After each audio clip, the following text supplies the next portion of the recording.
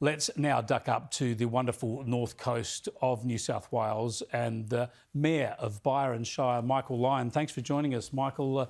I know it's so tough for your community to be in lockdown, and there's a lot of focus, though, on the allegations that the person who brought the virus to Byron knew he was infected and yet totally disregarded all of the normal protocols and therefore is culpable for bringing the disease to your community. What do you know about that?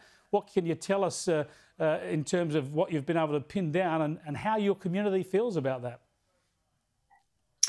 Well, look, I don't think he knew he was infected with COVID necessarily, but he certainly knew that he was sick and refused to get tested and didn't do that for a length of time in the community with symptoms before presenting very ill at Byron Hospital on yesterday morning, I think. So, still reprehensible and unbelievable, really, that in this time, leaving Sydney in a lockdown to come and ostensibly look at real estate and then, swan around our shire and neighbouring shires and not get tested when he had symptoms. It's just unbelievable.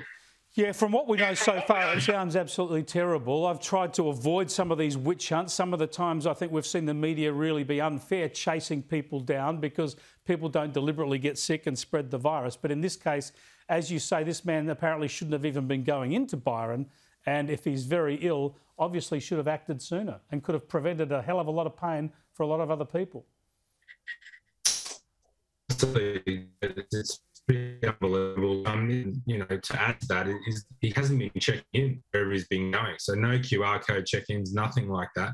Has been evading police questioning for, the best part of the last day and a half. So, it's made it very difficult. We've only just in the last couple of hours released a list of exposure sites. So, it just beggars belief, really, that someone could be so negligent and complacent and putting all of our communities at risk. Well, tell us about your community. Of course, a lot of people from New South Wales haven't been able to get into Queensland of late, so they've probably been flooding your area for a bit of tourism R&R instead, and now that's all closed off.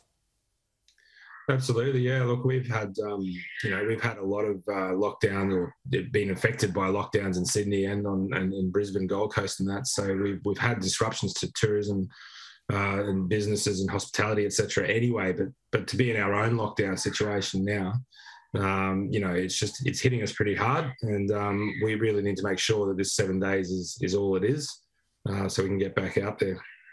Now, there's been a lot of focus on the spread of this virus from Sydney into regional New South Wales. They're not large outbreaks in regional New South Wales, but there are a number of communities now locked down. Do you think that they'll be able to get on top of it and at least eliminate the virus from these regional areas, even if COVID-0 is finished forever in Sydney? Well, we'll have to wait and see around Sydney. Hopefully, with our lockdown happening so quickly after we discovered the case, we can really put a limit to any contagion and any spreading of the virus. And obviously, we just need everyone who is sick or any symptoms at all, really, to come forward and get tested immediately. And if you were at one of those exposure sites, to get tested and isolate until you get your results. Absolutely. Thanks for joining us, Michael. I appreciate it. All right. Cheers, mate.